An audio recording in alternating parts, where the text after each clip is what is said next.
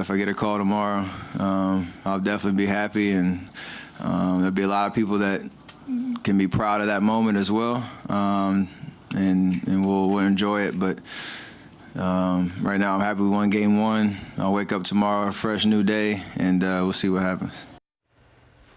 All right, now welcome back, everybody. I'm joined now by Marc Spears of Yahoo Sports. How you doing, Marc? I'm great, man. And Bip, of course, is here. Marc, listen, it's the worst-kept secret anyway that he was going to win it, but could you really vote for anybody else than Steph? I mean, could you make an argument anyway? Well, you can make an argument for James Harden.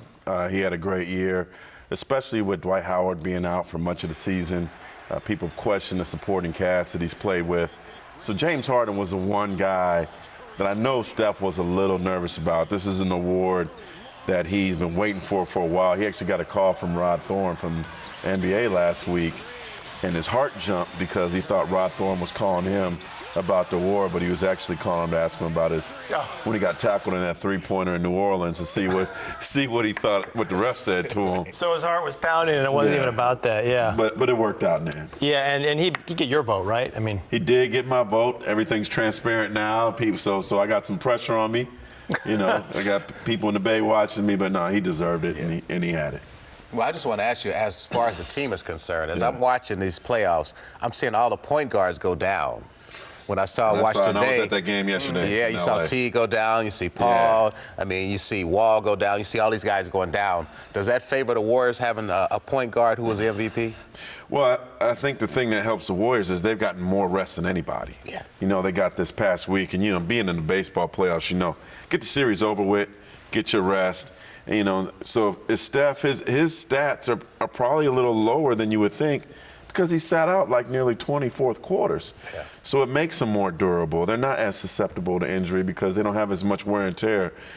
You know, you can't stop injuries, but one thing that helps, you know, preventative maintenance is keeping your minutes down. Yeah, and staying off the court, getting some rest. They just got a week off, so I think that benefits the Warriors, not only from Steph, but Bogut and Green's healthy now, and even David Lee's back. All right, now, as for Memphis, with Mike Conley out, is there anyone that scares you outside of Randolph, basically, and the big fella, Marc Gasol?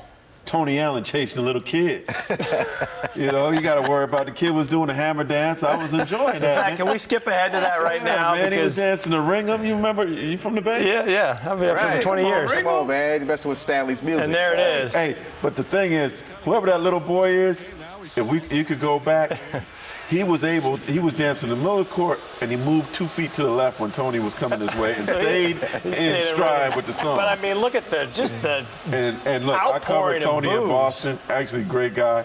He's oblivious to this whole thing. He had no clue what was going on. And to his credit, they did blow the whistle, but they were still getting down. Hey, but I liked how he shook the kid's hand when he was walking out. Cool. Gave him a high five. Like, hey, what's up, partner? But he just didn't know. I mean, he didn't do that on purpose, right? Or did he? What do you think? They're looking for something. They always want something. I mean, they want to boo, but funny. Yeah, it was funny. All right, now I want to ask you about Draymond. He should have danced with him. That would have made it even better. He should have, but he moved a little bit. All right, now Memphis clearly very little margin for error. We're talking about the series here. The Warriors, they could beat you in a whole variety of ways. When Draymond Green does his thing like he did starting the game today, can Memphis win a couple games in this series? Plus, he had his mama in the house. So his mom she was tweeting courtside today. She was talking trash. In the building. Yep. I mean, this kid, man, what an outstanding season he had. Most improved, probably should have been Defensive Player of the Year.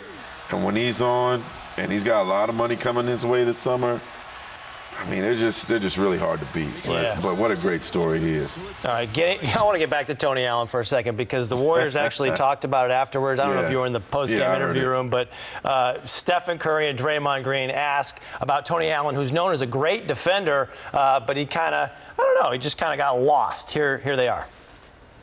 I don't think he realized where he was walking. He was kind of just locked in the moment, and they were still dancing. And our fans, obviously, were protecting the Warriors' ground in all, sorts of ways. And all of a sudden, he realized it, and he tried to dap the little kids up, and the fans did not pay that any attention. I don't think it messed up their choreography either. They really killed that. Yeah, they were in the zone, that dance team. Yeah. That will make Shaq and the Fools next. That will be on Shaq to the Fools. Yeah. Good call right there. All right, now I want to hear from Coach Yeager, the coach of the Grizzlies, because he's talking about his point guard, Mike Conley, and whether or not, that fracture around his eye, whether or not he'll be ready to go at any time in this series. How's he feeling, Coach?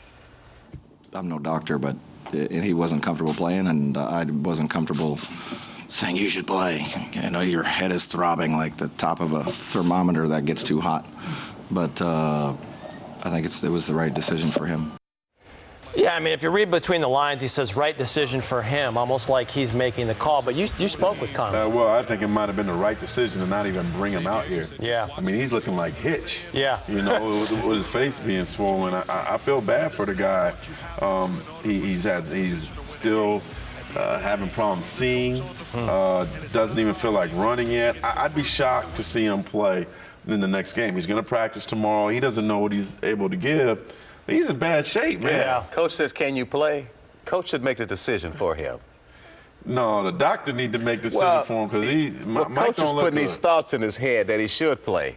Whereas he just should come out and say, we know you can't play. If he's feeling dizzy, if he's feeling dizzy and the light's hurting him, he can't play, bottom line. I mean, not just the lights, the sound, the buzzer. Right. Come on, man. All right, let's roll this Floyd Mayweather Manny Pacquiao fight. Though. He is their only hope. Yeah, the Warriors will not win. The Grizzlies will not win. Maybe even a game without Mike Conley. Does he have lipstick on? Yeah, I don't know. He looked pretty good. There's Tom Brady. You saw, De Niro was there. And then, Bip, you saw this fight clearly a win because Pacquiao after the fight said he thought he won. I actually told you this was going to happen months ago. I mean, we watched this last night, but we already knew who was going to win this fight. All right. Back in a moment. Thank you.